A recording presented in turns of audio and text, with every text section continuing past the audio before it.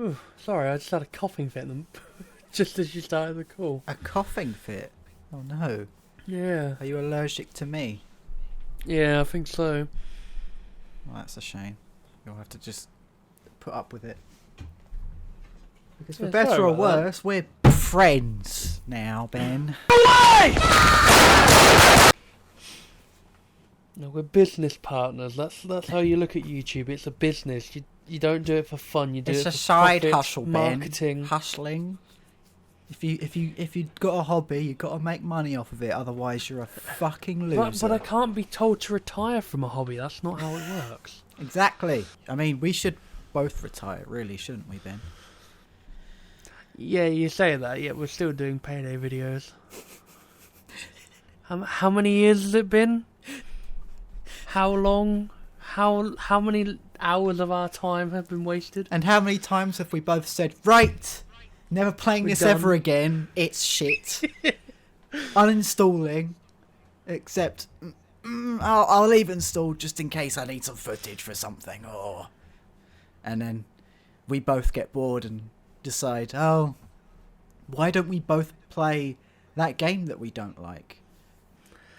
And then why don't we stream that game that we kind of like when it's the original one? Yeah, Pay the Heist is okay because it wasn't awful. Overkill took their time with it, and they didn't ruin it with Sydney. Oh, you never know. There'll probably be a mod to add her to the original game anyway. Oh, I'm gonna Google that real quick.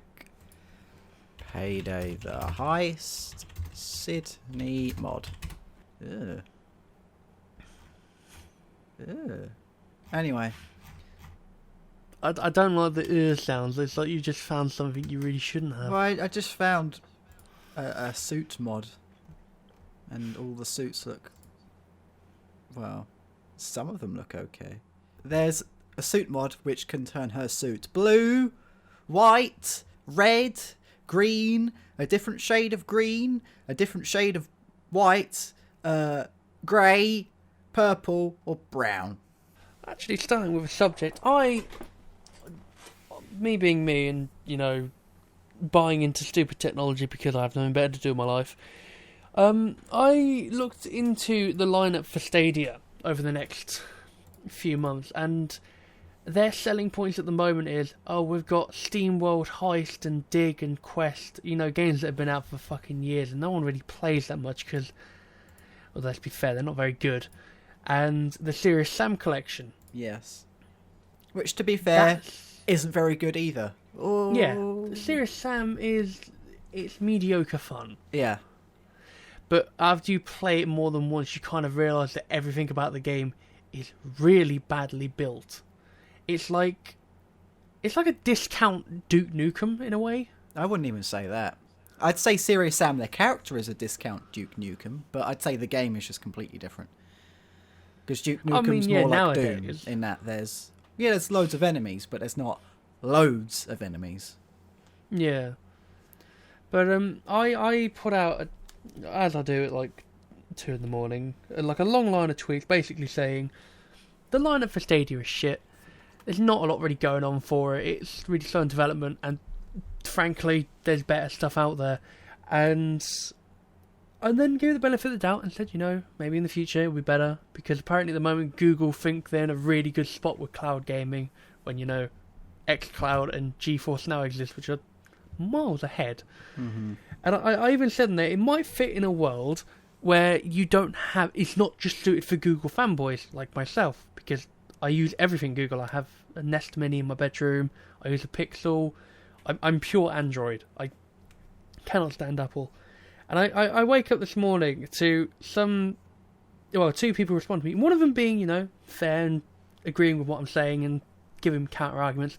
And then one just saying, well, you could have talked about everything that was great and all. By saying nothing, you just let the stupid haters bashing Stadia have more material. And then all I could think was trying to think of a retort back was, yeah, but there's fuck all on Stadia. It's a really shit platform when you look at its functions. Who was that tweeted at you? Was it Stadia fan? Because I thought he died. God, I wish. But they feel like a Stadia fan. I see. Because you go through... One of the things... There's a tweet about GeForce Now on an update for The Division. And they just quote retweet it. And I'm going to have to translate this because it isn't in English. It's okay. Hashtag Stadia don't have too much to worry about. You do have a bit to worry about, though, because you can't play The Division on Stadia. You don't have The Division on Stadia. If you had the game on that platform, fair enough. They have Breakpoint, the shittest Tom Clancy game to come out in years. It's really odd, because I feel like Xbox versus PlayStation and versus Nintendo isn't really a thing anymore. Most of the time, people just say... You know, like, I have an Xbox. It's a graphics comparison. It's a graphical comparison for those lot now. I have an Xbox, and most people can agree that the PS4 is better than the Xbox, but I still prefer the Xbox, and that's fine. And most people will go, okay, and I prefer the Xbox because of Game Pass and Halo, and I go, okay, that's fair enough. But so I feel like console wars in general are kind of a dead meme now. They don't really happen. And yet, for some reason, there are many people, it seems, who absolutely adore Stadia and will fight to the death to defend it. I know. And I don't get why. I really don't understand why, because it has nothing going for it. It's it really game doesn't. service with no games, which is a bit of a problem. I'd go as far to say as not having games on your game service is not a good thing. Personally, that's what I think. When you're 3 months into your platform and seriously, I'm not just going to say this, there's one exclusive game for Stadia, and it's just some and you're indie already game. offering that for free on your Pro subscription, which you buy when buying Stadia at the moment, because it's all obviously in that closed quote-unquote Premier Edition, which is basically early access. Mm-hmm. You pay for that, you get 3 months of Stadia Pro, and in the third month, we'll give you Guilt, which I bought when it originally came out, and then I refunded it because I never bloody touched it. Oh, a game. I thought you meant they just guilt trip you into keeping your Stadia. Well, I guess it's kind of a hidden metaphor that they're trying to guilt you into it. I see. But I'm currently playing through it, and it's all right. It's like a kid version of Alan Wake, but the animations are really bad. There's bugger all going on. It's a pretty game, which when you're playing it on computer, on a high resolution monitor, it doesn't look that good anyway because the colours are washed out. Because, what a surprise, there's drawbacks when you stream a video. Like, there's so many limitations on it. And apparently Destiny as well, it dropped to like, I think 10% of the player base is left now compared to when it first came out on Stadia. Because I think a lot of people were like me, who was like, yeah, this is great, I've got all the DLC content. Oh, what? I get access to some of the stuff on PC now? Oh, I might as well play it on a better platform with more people and my friends, because there's no crossplay. Yeah, and it's free on PC. Apart from... the base game with like the first 2 DLC is free. Yeah. I think it's Forsaken and Shadowkeep are the only ones you'd get if you pay, 130 quid compared to what? 30 if it's on sale on Steam, which it normally is. But you get a sweet controller. Actually, I will admit the controller for Stadia is pretty nice. Is it? It's like... Let me give it a second. Is it better than a Switch Pro controller? Yes. Really? Okay. Yeah, I find it quite comfy. So it's like a less, like, I want to say angled Xbox One controller.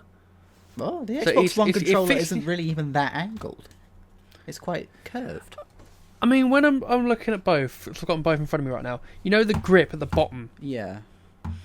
And if you hold onto your controller, your fingers kind of weirdly wrap around underneath because of where the battery is. Yeah. I don't have that on Stadia. It kind of looks. It looks like a bastard child of a PS4 and an Xbox controller. From what I'm looking at, it looks kind of. Yeah, it's kind of got the curves of the Xbox controller with the sort of. It's quite small, like a PlayStation controller. Yeah, the thing is, well, when I first got it. 'Cause I looked at the controller, I think, like twice and thought, it's the controller, I don't really care. I didn't like the dual stick being together. That's the one thing about the PlayStation 4 controller I can't stand. It's too close. I don't know what it is, but Microsoft really hit the nail on the head when it came to putting the thumbsticks where they are, because they feel really good, and they've stayed that way. But surprisingly on the Stadia, it feels nice as well. Like, I expected myself to hate it the entire time of using it, because I have big hands, and on the PS4, have you ever had it when you're using both thumbsticks, and because of how you use the thumbsticks, your thumbs will actually hit each other? Because I get that sometimes when I use the controller. Aren't that big, no. No, I think I'm just a freak. But when I'm playing on the Stadia one, I'm fine with it. I have no issue. But I can only use the controller on Stadia because fuck all else supports it. I can't even get a config running on Steam. So it's basically, if Stadia ever goes down or I decide not to use my subscription anymore, I've basically got a nice white and clean paperweight.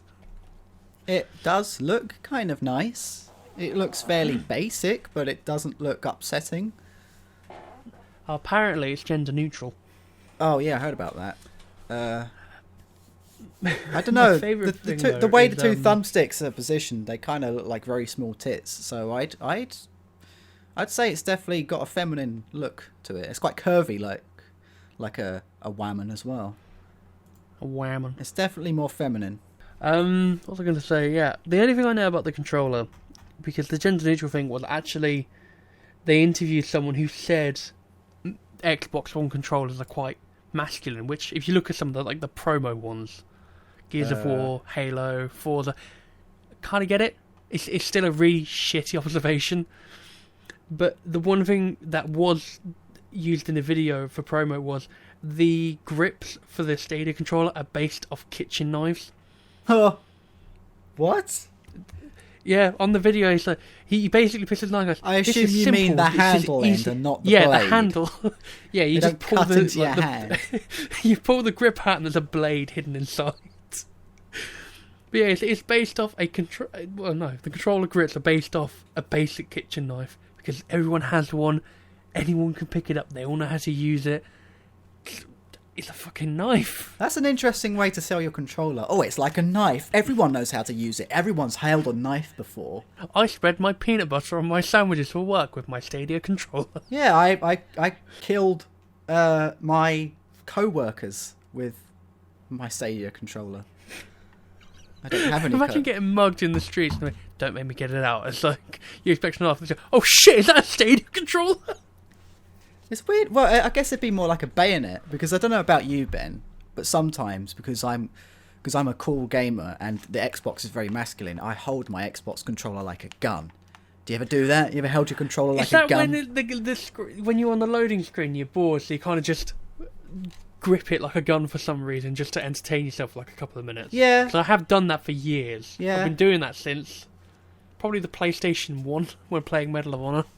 Well, it just feels good because you hold it with your right hand or whichever handed you are, and it's the grip, and then you got the foregrip, and you're like, yeah, I could kill a man with this, and then you got the trigger on the top, which is a weird place to have it, but you can pretend it's like a hammer on a pistol and go, and then you could go and shoot up a...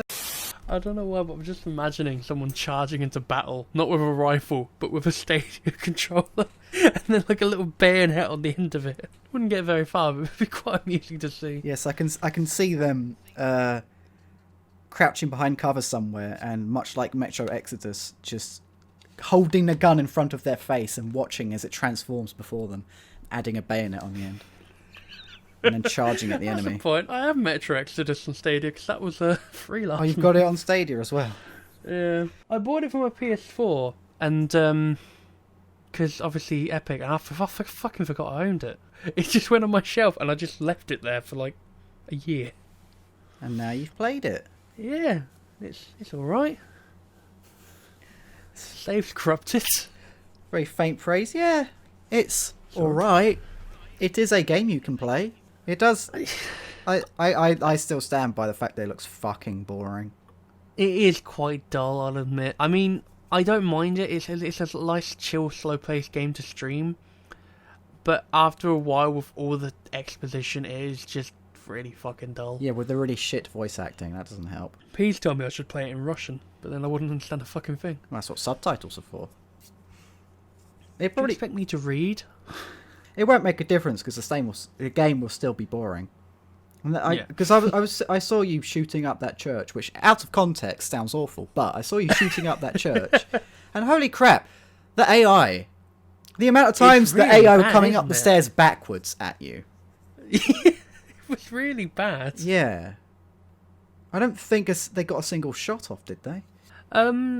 I did run into a bunch of them and die, then reload at one point, but it was purely because I didn't know they were expecting. I didn't expect to be shot. It was when you were fighting that giant shrimp, and someone in the chat was like, "Oh, run away! That thing's dangerous," and you went over and just beat it to death. Yeah, just beat it to death with my grip.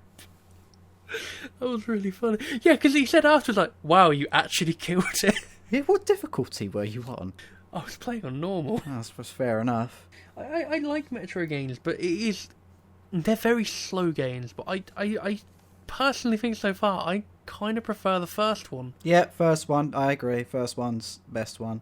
Also, it's like Gears of War. I've mentioned this when I did an off-script on Gears 5, but I don't like the boats. Because I get it seems to be this new cliche thing in video games. Like we can add open world to like a section of our game, and we'll give you a vehicle, so it isn't boring to, go around. But then we don't know how to make vehicles work well, but we'll do it anyway.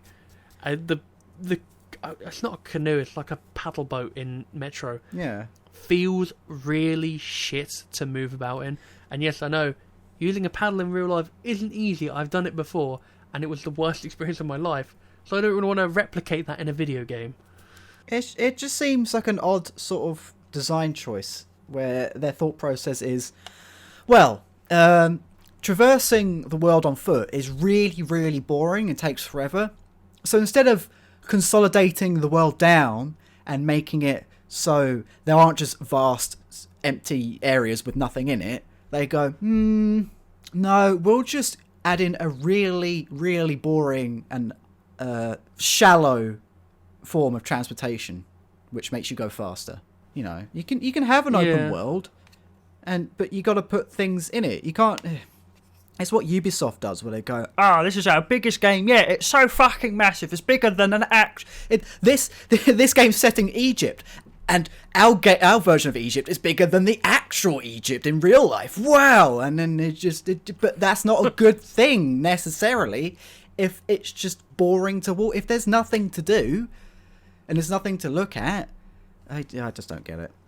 It's just very strange. Oh, what game is it? The old Grand Theft Autos. Even then, I think it was like San Andreas. You had an entire chunk of the map was just a desert. Oh yeah. It's like I get, it's meant to be realistic in a sense, but if half of your map has got fuck all to do in it, what was the point of choosing that as your set location? You want to keep the player interested, not, wow, I could probably, just leave my controller tilted somewhere and then make a cup of tea. It's why I don't like New Vegas' world, because it's just Nevada with the occasional big scorpion or a bandit. Yeah. It's really boring. When you get into locations, it's fine. Exactly. But it's the journey when you find the problem. Yeah, when you find a town or a camp or whatever, it's fun, it's interesting, it's good. But the time between then and there, it may as well be a loading screen. I think that's what I liked about Days Gone, because it was like a generic sandbox game in a sense, but you had stuff to do throughout the town. So let's say you're going from one camp to another. There's abandoned towns you can go through, and there's stuff to do. There's like nests you can clear out. Like the standard Ubisoft game. You have I can climb this tower and unlock a bit. Instead of just being, you climb up a tower and you unlock something. There's actual objectives to do in the middle. And most of the time when you do that, you just attract the horde to you anyway, so you don't have enough time to go through basically you can't just do it in one run. You have to come back later, because obviously a big horde at the start of the game, you can't fight it. And I like that, because there is still something going on. So there's still a little bit of just driving, but you can stop if you want to. So at that point it's completely up to you. With games like I'll be honest, like Red Dead Redemption 2 when I played it, you kind of just travel, and it's fucking dull. Yeah, nothing really goes on. You travel, then you kill something or someone, and then there's a 20-minute long animation of you interacting with that corpse. Yeah, pretty much. Or you find an empty building, and you have to search each drawer individually, and each thing, each container you have to open, and then it goes through an animation of looking in it, and oh my god. You know, it's funny, because you see something like Red Dead 2, and you see them doing that, and then it makes me think back to Far Cry 3, where whenever you searched a body, there was it was probably like a second or two of an animation of you just patting down a body every time. Pat them down. And people hated that. They thought it's annoying. It gets old real quick. So do you know what they did for Far Cry 4? They gave you an option to turn that animation off. You just hold E and it searches it automatically, just like that. Mm. And then Red Dead come along and they'll go, well, actually, we're going to go the complete opposite end of the spectrum. And everybody goes, oh my goodness, so much detail. It's so realistic. Holy fuck. I get to slowly search this dead cowboy while a very pretty scenery is just there in the background, and then I clean my gun. I'll be honest. I liked Red Dead Redemption 1. I think Red Dead Redemption 2, if you take out the pretty graphics and the pretty mechanics, the basis of what that leaves you with, it's dog shit. It's a terrible game. I'll flat out admit it. Red Dead Redemption 2 is probably one of the most overly praised games for fuck all reason. The story's boring. It's because it's the start Rockstar. of the game, it's like 20 minutes of you just... The game basically starts with you trying to find somewhere to hide out during the winter. Mm. And it is a really slow horse ride with dialogue, exposition, just constant chatter. And then when you get a camp, you then have to go hunt for someone. Or, well, you have to go find someone because they're missing. And then after that, it's like, oh, well, you can't go into the main game yet. You've got to do all these tutorials, like learning how to hunt, like the basic mechanics of using your horse. All this stuff, which in the previous game was summarised in the first, 5 minutes. This took me an hour, and it was fucking unbearable. And it's the same with GTA 5, in my opinion. It's pretty fucking boring. Rockstar don't make good games anymore. I think they stopped making good games when we got into the current generation. Yeah. Which I quite like GTA only 2 5 games exist. Because, I think, to be honest, I think the reason I like GTA 5 is because there's a ragdoll button, and I can just jump around and stand on cars and ragdoll the character. Other than that, the missions are quite fun, I think Michael's an interesting character, Franklin's quite cool, Trevor's an annoying fuck, and unfortunately he has to be there, but whatever. And it's got heists in it, and I love heists, but apart from that, it's... The world itself is... If the driving in that game wasn't so fun, I probably wouldn't play it at all. Because the gunplay is just... Well, it's not even point and shoot, it's hold down the aim button, and then it will aim at a target for you, and then you press the shoot button, and then that's it. I honestly think the shooting in both GTA 5 and Red Dead 2 is terrible. It feels so dated. Well, I can't speak to that for Red Dead 2, to be fair, but in GTA 5 I do agree. The only thing I think I like about the shooting in GTA 5 is that shotguns have range.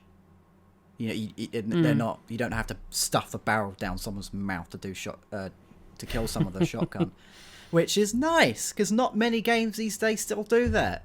But apart from that, it's just so. It's the problem that Rockstar have, where they have an open world, and there's stuff to do in it, there's stuff to find, sort of, kind of. There's not actually that much to do in it, to be honest. It's just pedestrians and running them over. But you've got this big open world. Now, you'd think that the missions they give you would tie into the open world. They don't. They tie to a small area in the world, or a lot of the time areas you can't access unless you're playing that specific mission, buildings you can't go back into or whatever. And the only purpose the open world serves is, well, you get the mission at X and you have to drive all the way to Y and then do a thing there. That's the only... It just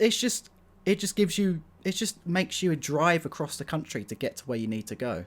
The open world serves no purpose during missions, apart from chasing cars, which, to be honest, in GTA 5 doesn't happen very much. There's a lot of stuff that happens on foot. In Grand Theft Auto, there's a lot of missions which take place on foot, not in cars. I kind of miss linear games, thinking about it. Like, open world was a niche. It was a fun idea for a while. But then Skyrim happened. Yeah, Skyrim did happen, unfortunately. Yeah, and everyone went, oh, open world, popular. Let's do that. Yeah.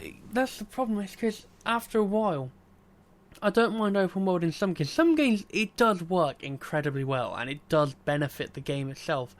But then other ones, you could just have a linear story, because you don't... I think, Ellie Noire would be a prime one, because that has an open world, but there's you can't nothing experience to do in it. Mafia 2 as well. I don't know if you ever played that. Yeah, no, I did play Mafia 2. Yeah, open you're world, right. nothing to do in it. But that's the thing I don't get. It's like, with Ellie Noire, I think it was because they ran out of time to develop it because of all the issues that went on. But it just shows that a lot of companies are like, oh yeah, we'll add this, we'll add that, we'll add open world. But then they don't stop and think, how the fuck does this work for our game? Because Assassin's Creed, for example, doesn't technically need an open world. I'd say that it does because of the parkour system, because you're climbing on buildings and running across things. You could still design the world around that kind of system, though. Like, you could have like Mirror's segments Edge. of open worlds. Yeah, like Mirror's Edge. Yeah. But in Assassin's Creed, because obviously it's a simulation. And by the way, I don't know, I'm talking up my ass for half of this, because I have all the Assassin's Creed games, I've never actually played them.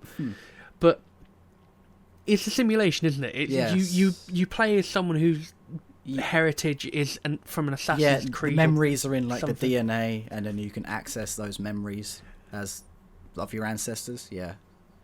And you have certain towns, obviously, they go to throughout it, and I guess it's similar to most open world games where it's like you start in one town, but you then progress through like in a circle kind of thing. So most towns aren't really needed until you get to that stage in the game. There's no point in travelling Well, there. it's fun. I think, the later games do that. The later games give you all these towns that you can visit but have nothing to do in. But I know in Assassin's Creed 2, you start in... Oh, I can't remember what area you start in. Maybe Rome. No, I think you go to Rome. Maybe you start in Venice. Oh, I can't remember. No, yeah, you do start in Rome, and then there's other places, and one of them is Venice and whatever. You start from Rome, there's stuff to do there, and then you get driven out of Rome, and then you go to your little house. Well, it's a big house off somewhere in like Macadamia or whatever the fuck it's called. And then it's like, okay, Ezio, now you must go to Rome because there is a thing in Rome. And then you go to Rome, and you've got this. It's open world, but it's quite small. It's quite a small area, like Borderlands. Yeah. It is open, but it's quite small. And there's stuff to do pretty much everywhere. And yeah, and that area serves its purpose when you need to be there.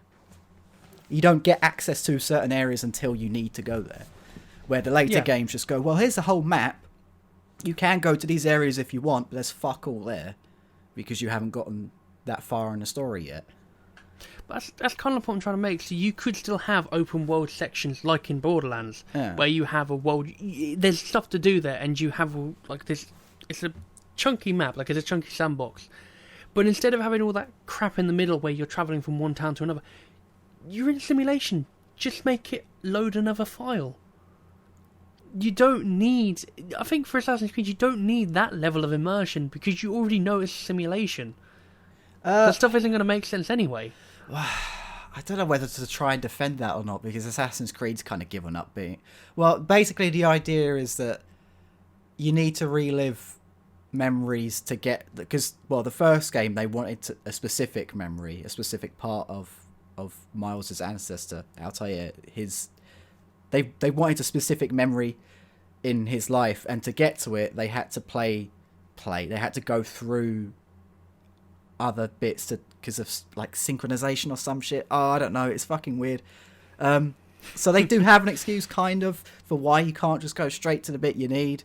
And actually, to be fair, you talk about just fucking off all the busy work and getting to the next important bit. They do kind of do that in the first game. Once you assassinate a target and you run away and you talk to whoever, it then You then come out the simulation and then they go, "Oh, Miles, we hate you," and then they put him in a room, and then he comes back the next day, and then he continues on, and it starts from the next assassination thing he had to do. There's none of this fucking around, because the first game wasn't really that open world. There wasn't much to do in the open world. It was much more linear. Yeah. So, oh god, I can't believe I'm going to say this, but I think the first Assassin's Creed was actually, in terms of its themes and in terms of its mission design was quite repetitive, but at least there wasn't any busy work, I suppose. It was probably the best structurally, I suppose. I don't know. Whatever. What did you even... I don't know. I just went off on about why I think Assassin's Creed is kind of good. I don't even know what point you were trying to make. What were you saying, Ben? So my point was trying to be, you can still have a sandbox game, but you don't need to have the travel in between. Yeah. You could just have something to kind of cut away that stuff. Yeah. Like with Borderlands, you just have either the fast travel station or it's like a different zone, but Yeah. there's still a chunk of map in there to do stuff. Yes. Yeah, that's what I was saying the first Assassin's Creed does, yeah. It just, yeah. And then the later games fuck that off and just go, well, big map. Just big map now, you know? Because With I traveling. think even Breath of the Wild suffers from this problem, because have you ever played a Legend of Zelda game? I have never played a single Legend of Zelda game, ever. Not one. You watched me stream Wind Waker, though, didn't you? Yes, I did, yeah. Okay, so you know in that one you got the little islands and there's always something to do on each island, and you travel from one to another on the ship. Yeah. Which, you know, it does take a little bit of time, but it's not that bad.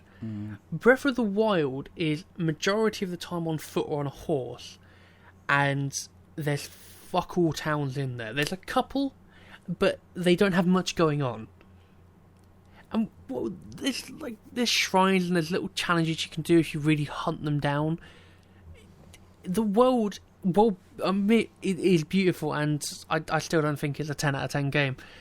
It's incredibly dull, and that's what draws me back from ever wanting to replay Breath of the Wild, because while I did enjoy it when I played it, there was so much travelling in it, and it was more a walking simulator, like, you know, what's that game called? Death Stranding. It felt more like you're just walking about everywhere, having a couple of fights and a couple of things to do, and then you're back for another, like, hour or so walking about. That's not a game, that's not fun. I tell you what, right? Do you want an example of a game that you are describing which actually does what you are describing, right? The first Jak and Daxter game.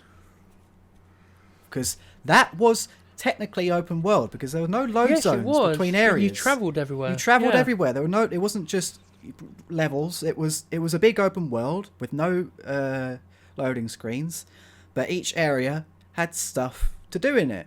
And well, once you finish with that area, you didn't really have a reason to come back. But you start in is it Sandover Village? Or no, well, you start in the village at the beginning of the game, and then you can go, well, I'm going to go to the beach, or I'm going to go to the forest, and then at some point I'll be able to go to the island, and then you can just kind of go wherever you want from there.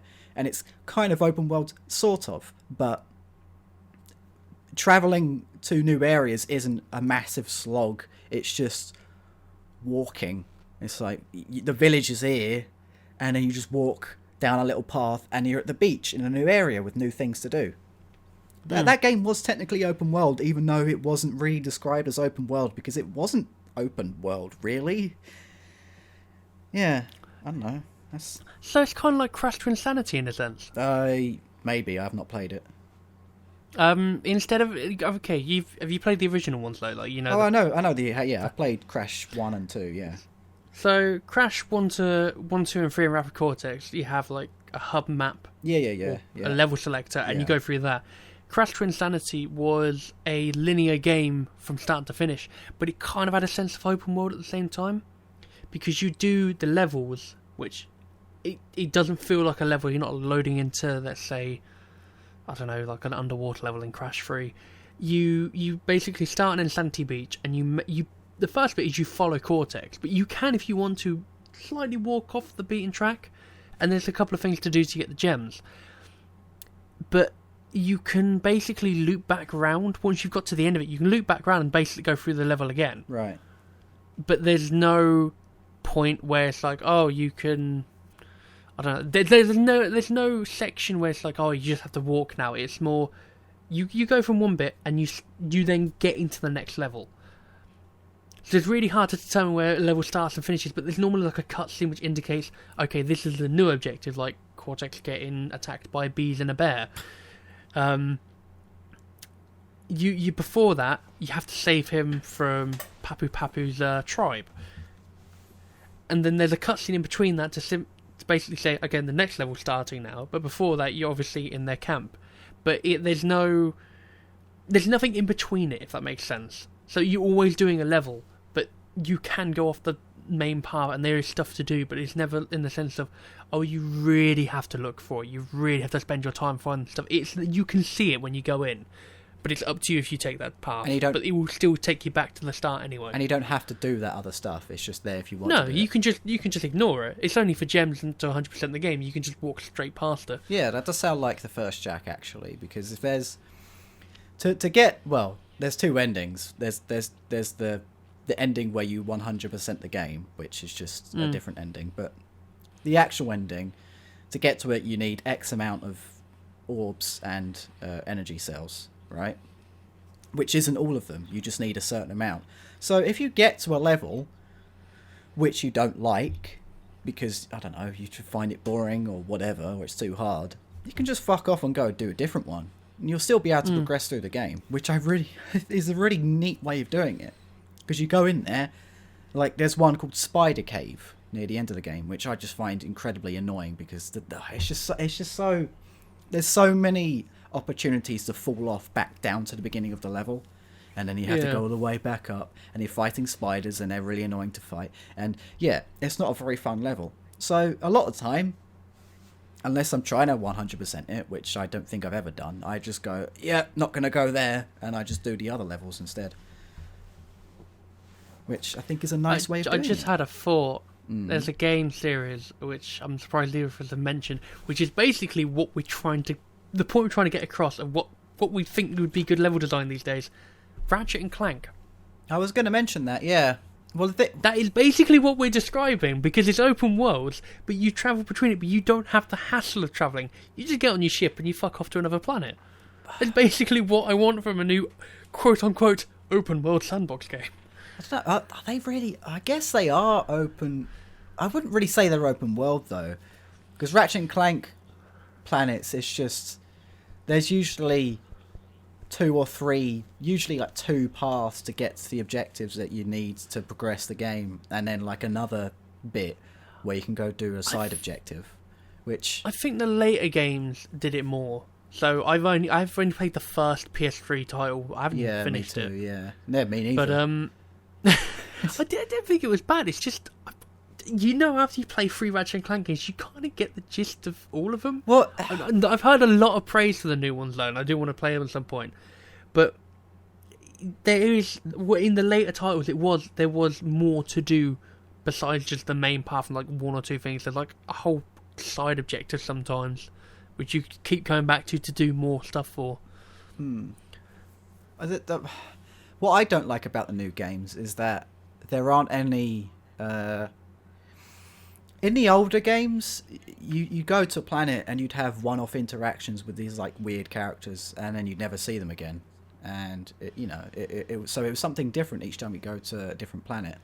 In at least the first PS3 game, Tools of Destruction, the only character you ever really interact with on the planets is this like cowboy guy, this cowboy pirate dude. Oh, the bounty hunter. Yeah. He's just on every planet, and you just talk to him. And when you talk to him, Ratchet doesn't even talk to him. It's just dialogue options which you can choose that aren't even voiced. It just feels really awkward and just not very... I think they changed it in the other games. I might be wrong, but I think they did steer away from that in the next one. It just... I'd need to play them, the character... Well, the characters and the character interaction in the new ones, or the one that I've played, just is not very engaging at all. Really boring. No, definitely, I agree. It's with just that one. Ratchet and Clank just kind of wandering around doing... I can't even remember what they were doing. At least in the original trilogy, the first one was, Chairman Drek, gotta get him. The second one was working for corporate and gotta get Thief. And then there's a twist. And the third one is just a big evil robot. And then there's Gladiator, which is just you got to fight for. I liked Gladiator. Did you like Gladiator? I like Gladiator a lot. I think it was an overlooked game. I agree. It's really good. And I can't really remember what the PS3 one was. I know that Clank has like these he hallucinates robots. Do you remember that? He's like flying. I never got that far into it. There's some like shit where Clank is the chosen one. I don't know what he's chosen for. There's some weird stuff going on in that game. And something I don't get as well is they make this big deal that Ratchet is the last Lombax. And then they're like, but is he though? Maybe there are more. Which was really fucking confusing because I recall in Ratchet and Clank 2 there was a Lombax. Yeah, I can't remember her name, but the thief turns out to be... the thief was a Lombax. Yeah, female Lombax. I can't remember her name. No, she's a Lombax. And the captain in Ratchet and Clank 3 is a Lombax. I must be... I'm pretty sure Who? The captain in the third game's a Lombax as well. The captain? What captain? When you go onto the ship... Oh, what you mean, it's captain... the love interest for Ratchet. No, I'm pretty sure it's a Lombax. No, she's just a looking cat lady. I don't know. Angela Cross is who it is from the Angela, second that's game. It. Who is a Lombax? She is a Lombax. Yeah, you're right with that one. Yeah.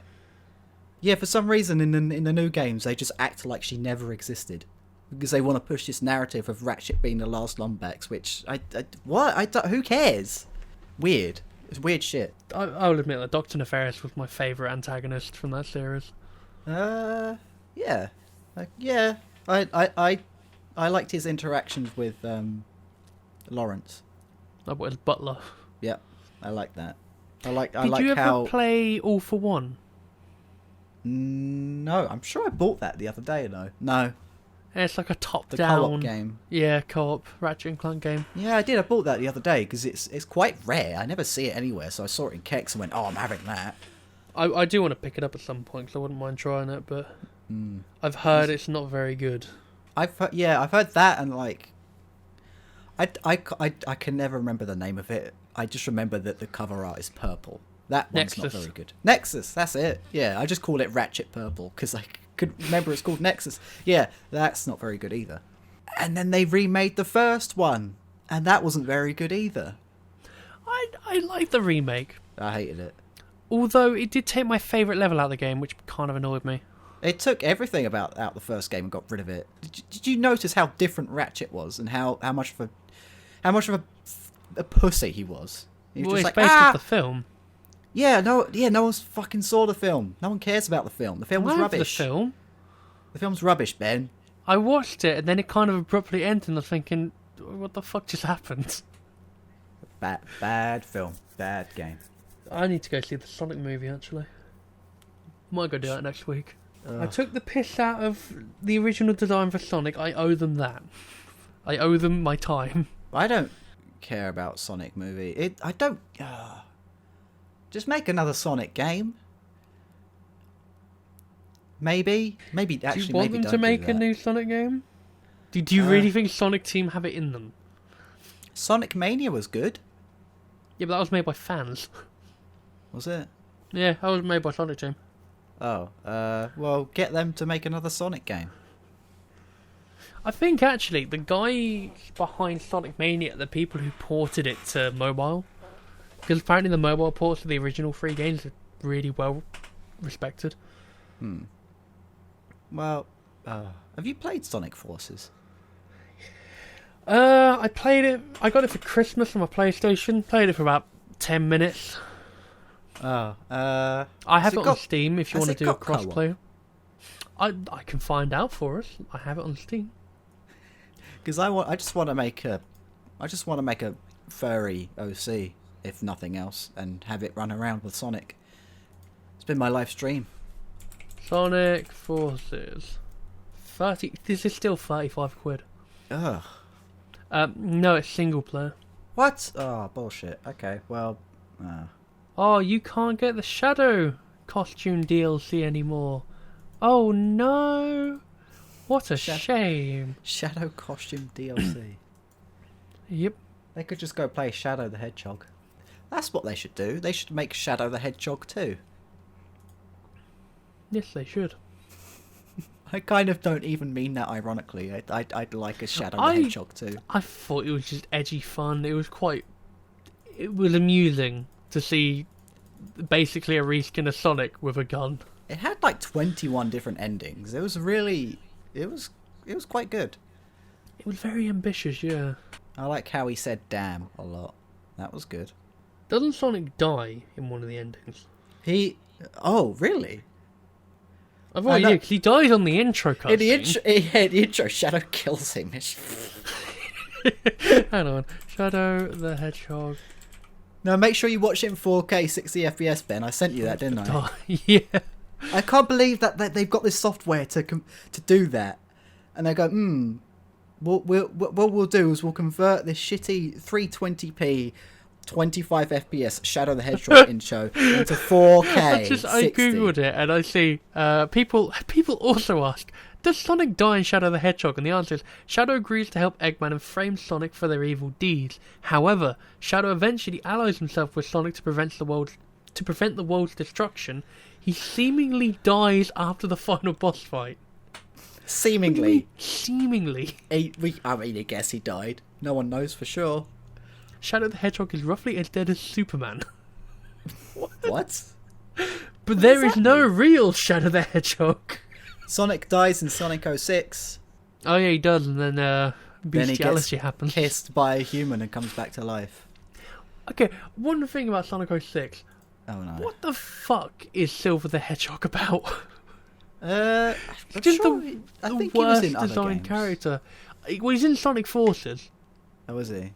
Yeah. Has he still got the same voice actor? Is he still like, take this? How about this? Does he get kicked in the head by Shadow? I think he's voiced by Raiden from... Quentin Flynn. I think you might be right. That rings a bell. I think he may have done it in Sonic 06. Silver.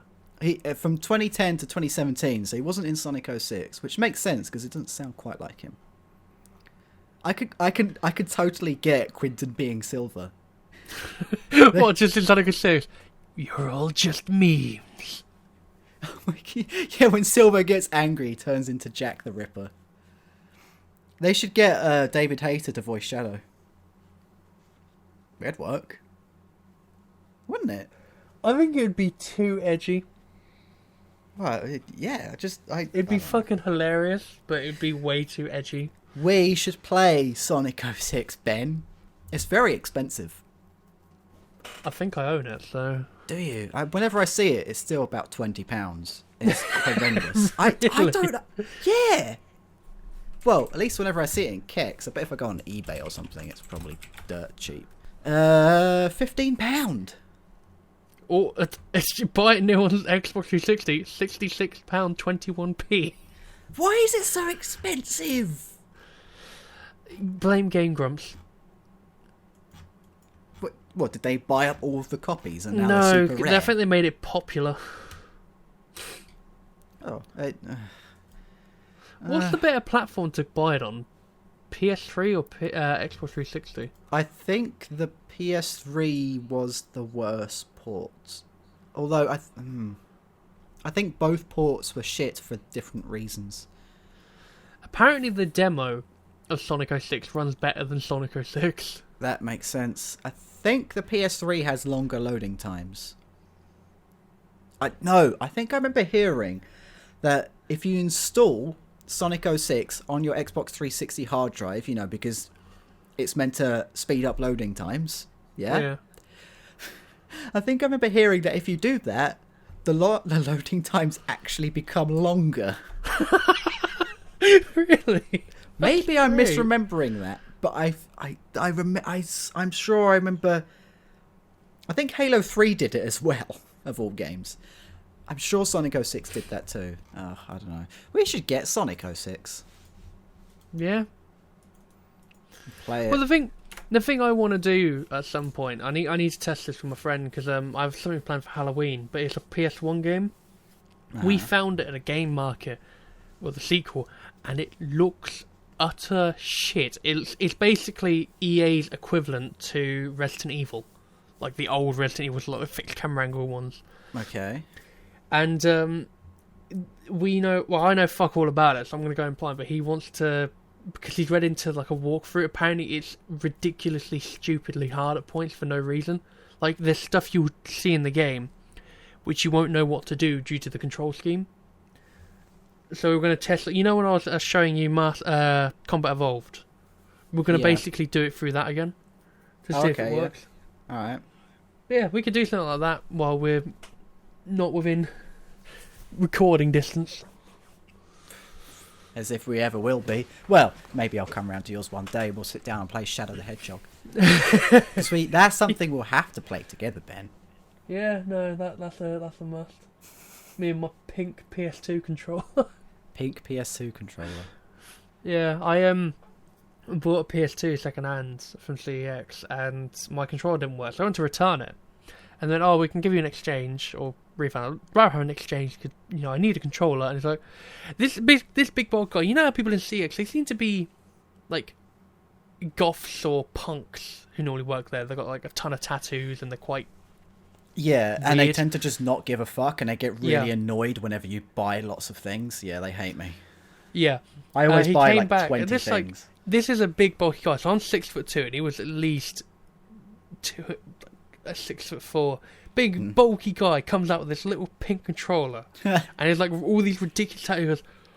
I'm not sure if you want to exchange this one, mate, because it might. I think it's like might damage your ego or something. Damage your ego. Not masculine enough. But all I could think was this big bulky guy holding a little dinky pink PS2 controller. Yeah, and you go, yeah, no thanks, I don't think I'll have that. And he goes, alright, and crushes it in his hands and shatters. Yeah, that's how trainers work, Dave. If you don't like the offer, they just break it in front of you. It's like, you can't change your mind now. So Olivia has, she has these two PS3 controllers, which they're sort of blackish blue with lightning on it. Just lots of, not the character from Final Fantasy, I mean like electricity. Holy fuck, Ben. They are the ugliest controllers I've ever seen. Lightning is a character from Final Fantasy? Yeah. Wait, is that that edgy vampire? The pink-haired one. I'll have to look this up. Yeah, carry on with your story then, sorry. That was it. It's just that she has these hideous controllers and I want one. I'll take a picture one day and send it to you. It's the ugliest thing ever. I love it. I have a thing for ugly controllers. And she's got a lot of them. She's got SpongeBob and Patrick PS2 controllers. I had the SpongeBob one. Jesus fucking Christ. Who made that?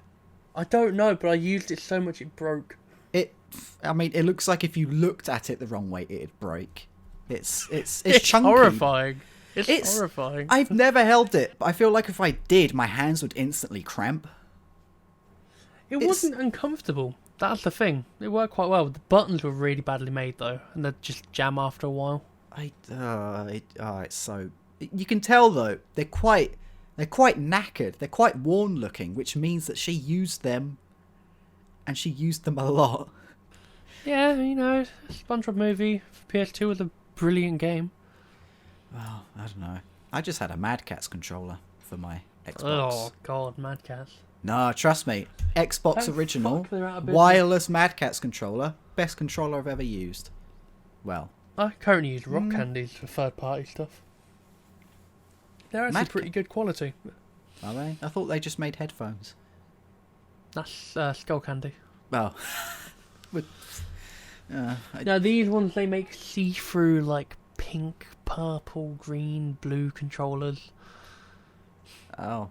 I've got a nunchuck for my Wii, which is bright purple. So it goes really well with my Luigi green Wiimote. Do you know what else I've got? Actually, I'm not going to tell you what else I got. I'll show you it one day. It's not the Doctor Who Wiimote, is it? Because I've always wanted one. No.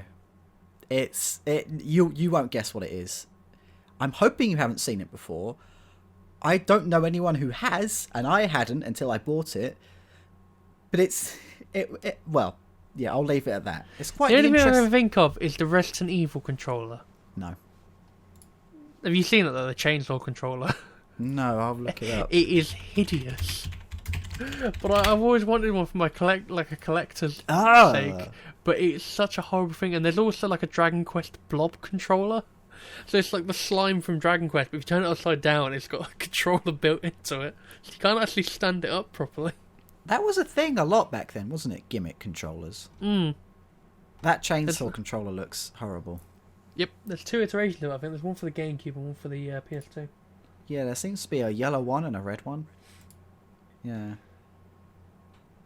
Talking about like old stuff though, I really want to get my N64 modded. But at the same time, I'm debating if it's worth just getting an import version because they run at a better frame rate.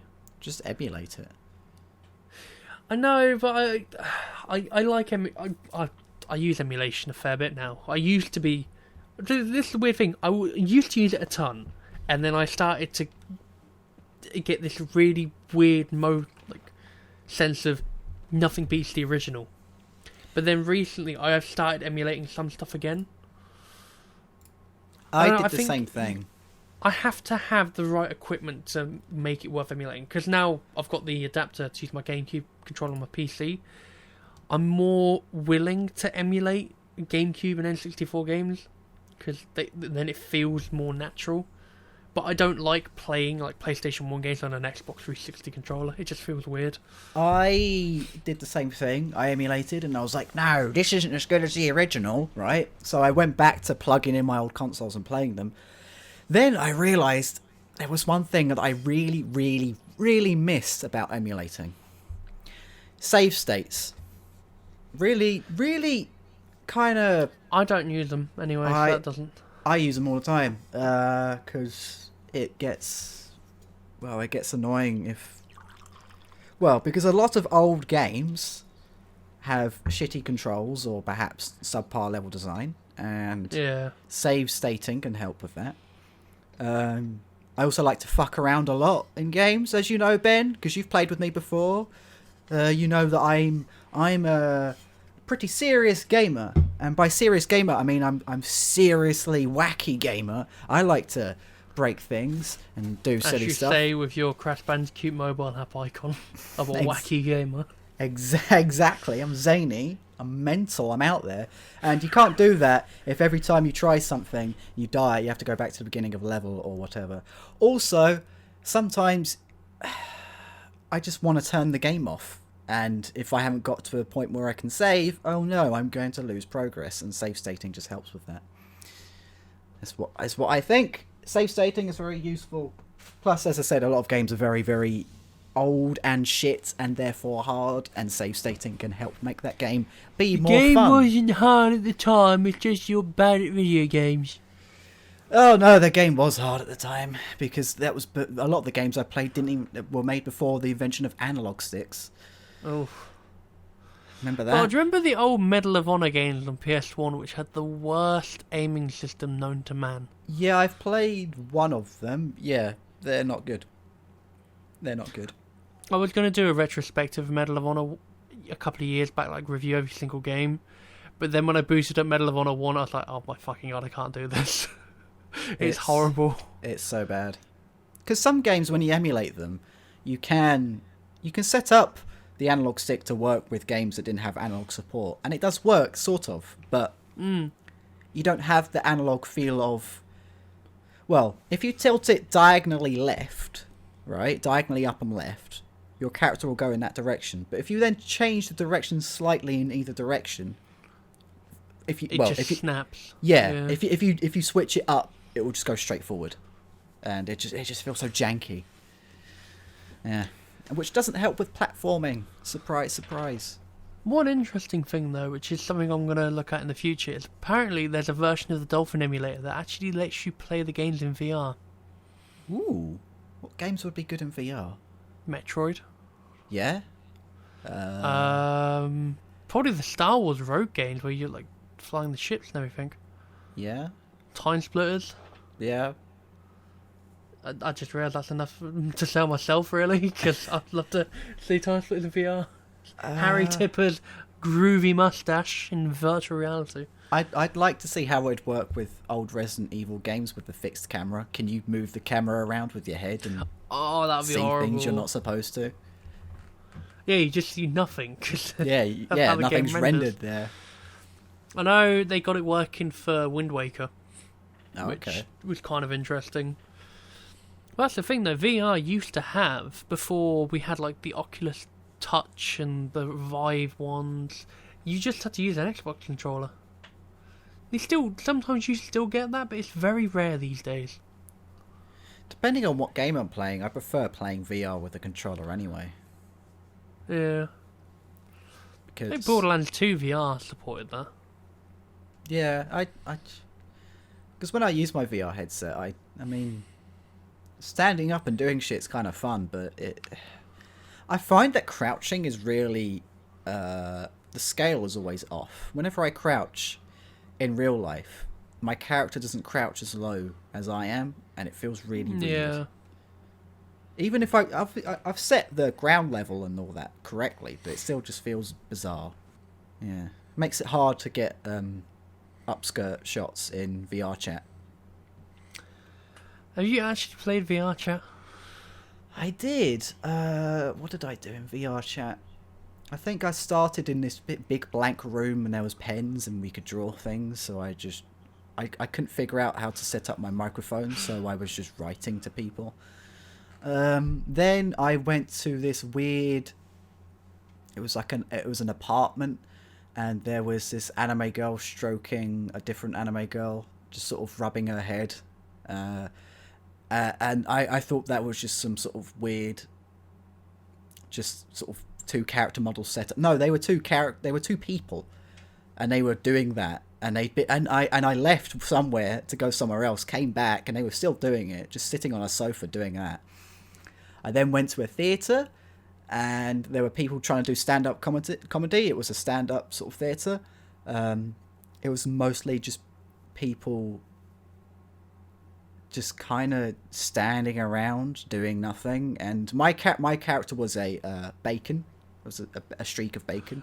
A piece of bacon. This yeah, this to be fair, it looked less like a streak of bacon and more like a burnt corpse. But this kid was talking to me, asking me where I was from, and by then I had set up my microphone, and you can hear my voice. I'm clearly from America, and when I told him, you're a Yank. When I told him I was from America, he believed me, and I told him I was from Wisconsin or something. He was like, "Oh, how is it?" I was like, "Yeah, it's great." Yeah. And I should mention as well, he was American. Well, maybe he was Canadian, I don't know. He was from that part of the world, is what I'm saying. He wasn't European or Asian. He was American/Canadian, maybe. Probably American. Yeah, that's my experience in VRChat. I'd like to do it again someday, but I don't want to do it alone. Well, hint, I still hint. have yet to go into VRChat, so maybe someday we'll do it. I'd basically be going in there blind because it's been so long.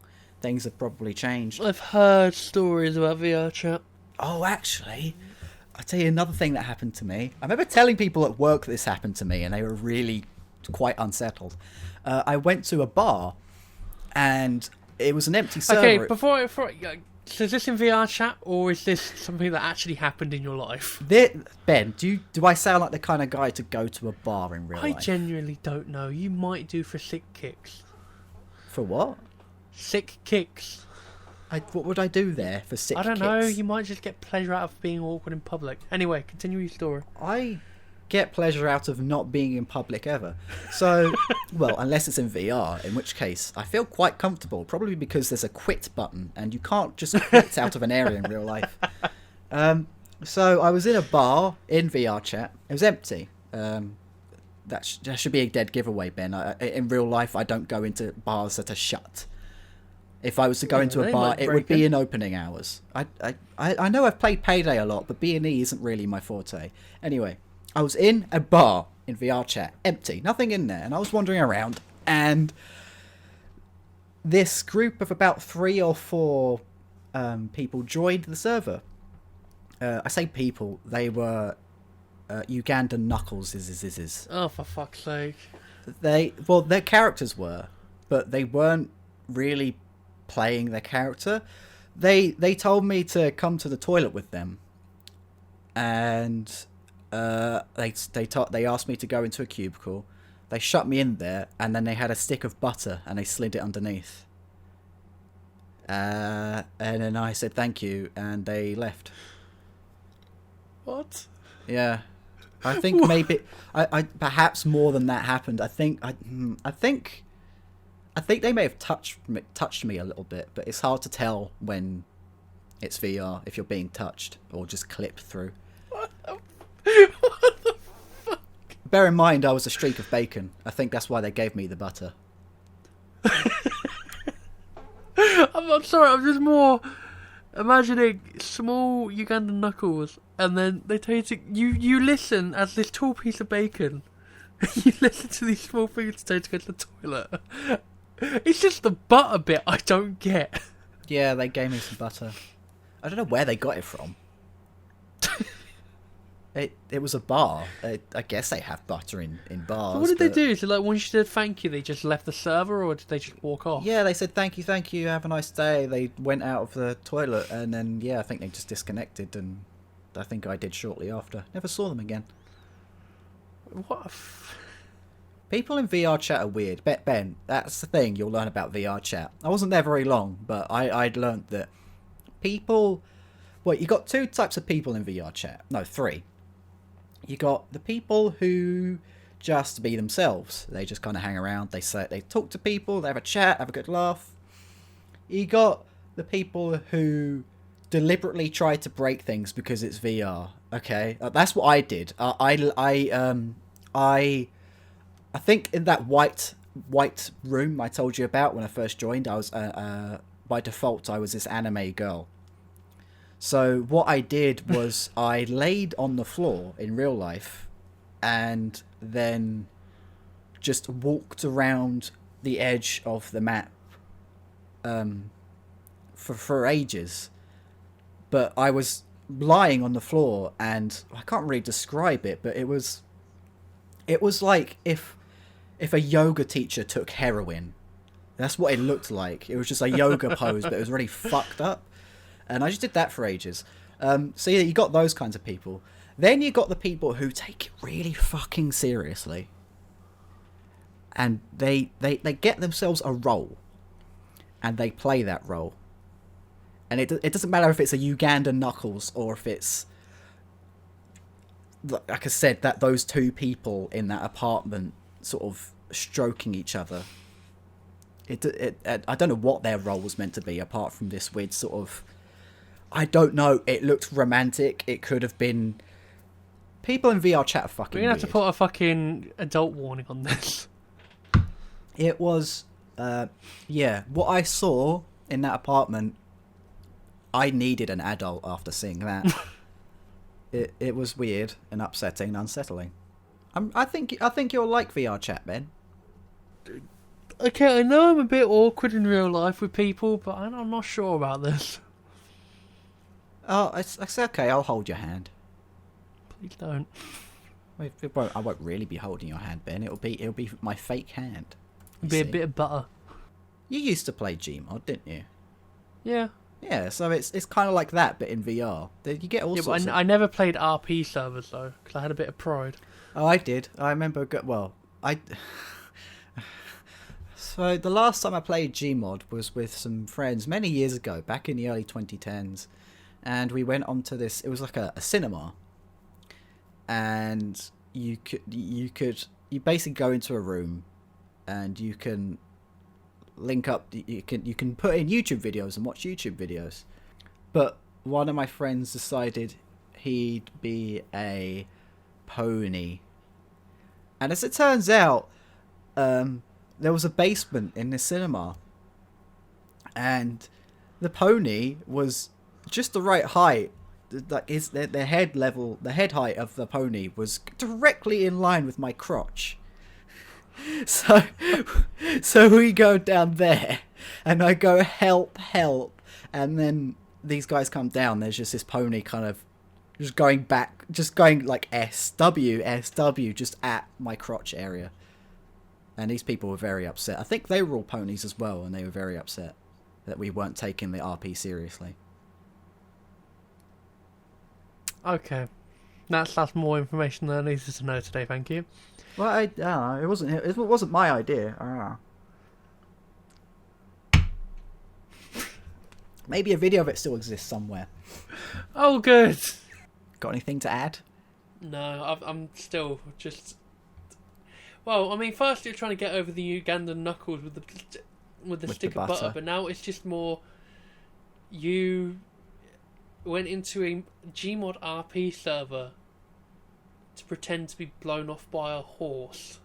Yeah. To upset people. People got upset about that. Yeah, like I said, it was an RP server. We weren't RPing very seriously. They were upset enough because we were messing with the popcorn machine. There was popcorn. There was popcorn everywhere. We made a big mess. I think one of them got a broom out and swept it up. Oh my god! A pony did that on all fours, and a quadrupedal pony got a broom and swept up popcorn. There you go. That's the title of this podcast. Are you happy with that, Ben? I'm not happy at all, to be honest. About anything? No. I was having a good day until I heard that pony story. Wait, you asked, I think. Did you? Maybe you didn't. I don't think so, no. Well, what can I say? I have a problem with oversharing. It's a podcast, Ben. We're meant to talk. We're meant to share our experiences with the world, and that was one of mine. I'm not proud of it. It was filmed. Someone has that video. Yeah, because that makes it better.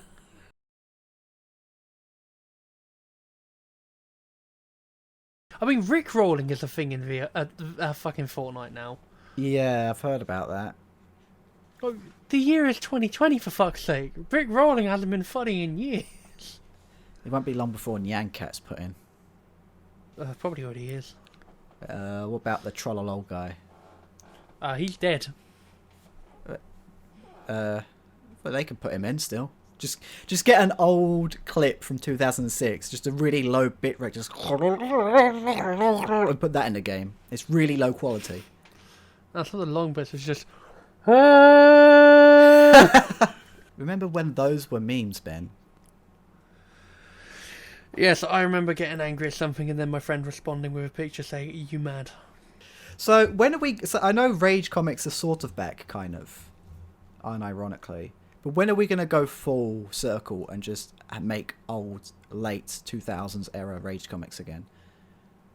When is Trollface going to be an acceptable, unironic response to a situation? When's that going to happen again? It genuinely saddens me that at one point we found that funny. We found that comedy gold.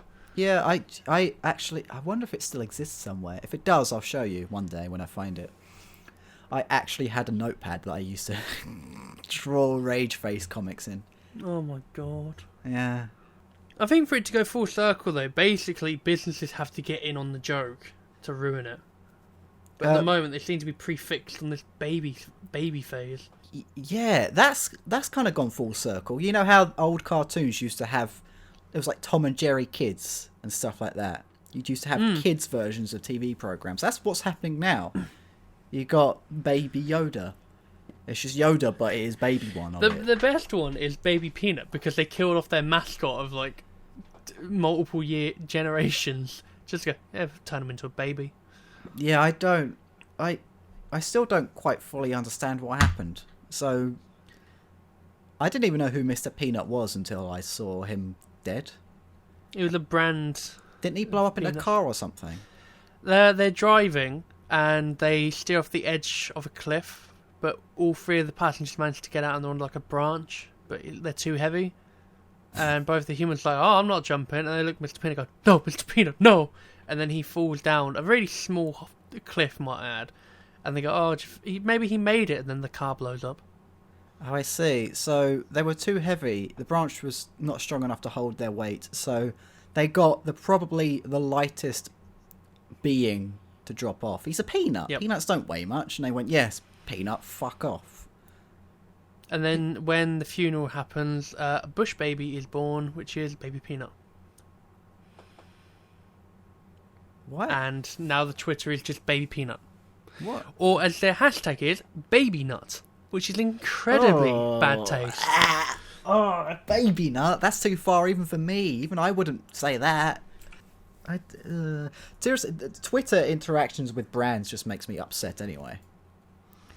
Like, you know how the Super Bowl, they're like, well, we're not excited for the sports, we're excited for the advertisements. And it's such an American thing, being excited for adverts. That is so American. Oh, I can't wait for this company to advertise its wares to me. Oh, goody.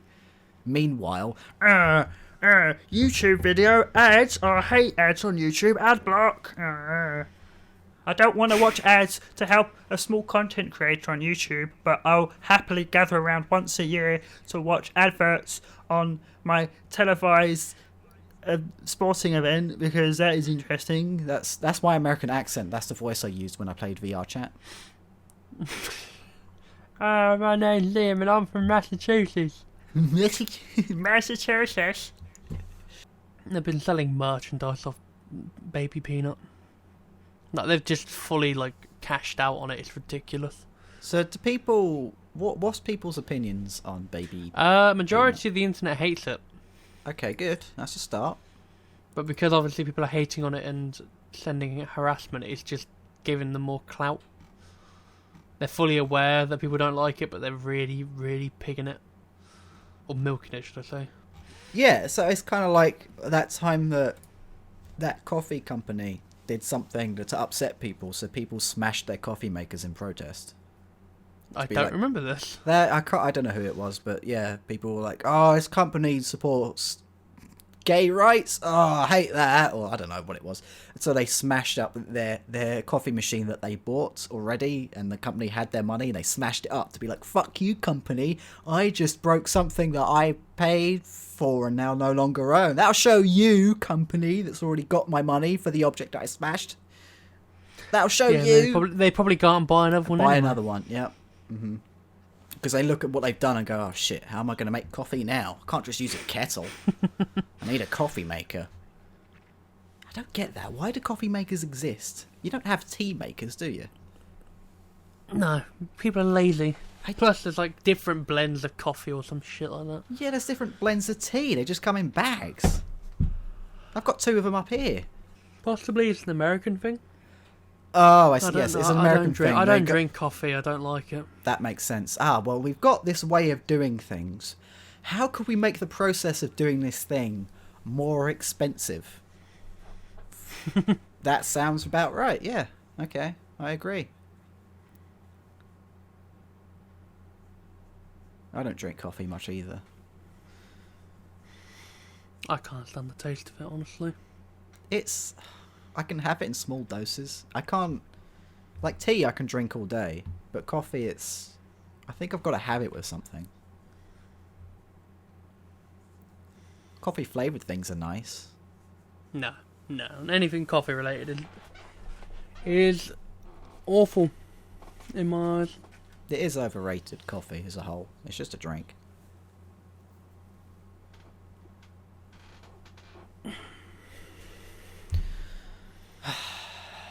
Are we just padding for time now, or have we got anything else to talk about? I think when we got onto coffee and Mr. Peanut, yeah, I think we're kind of dragging it a bit. We've gone from video game open worlds to VR to Mr. Peanut. Cloud gaming, level design. Yep. You being harassed in VRChat to you being sucked off by a pony in Gary's mod. Baby Peanut, hashtag baby nut, to coffee and why I don't like it. I mean, we've been going on for over an hour. I think we've got enough in there. Have we? Well, let's see. My recording, if I boot up action, it's about an hour and a half. About an hour and 40 minutes we're coming up to. Oh yeah. I think we've got enough. Okay. Plus, I've got a driving lesson in like an hour. I haven't even got dressed. What do we do? You could probably end it somewhere. That sounds like a good start. Are we... Trying to think where would be a good point to end it. Probably about 15 minutes ago. Yeah. I don't know. What do? Oh god, this is why I don't like ending streams. Man, you're the YouTuber. Figure out a way to end the video. Well, normally what I do is I just go from the last things you say, which just make no sense. Sure. So if I just stop now, I'll just find some little bit before this and do that. Yeah. Well, what I could do is just cut it off mid-sentence around about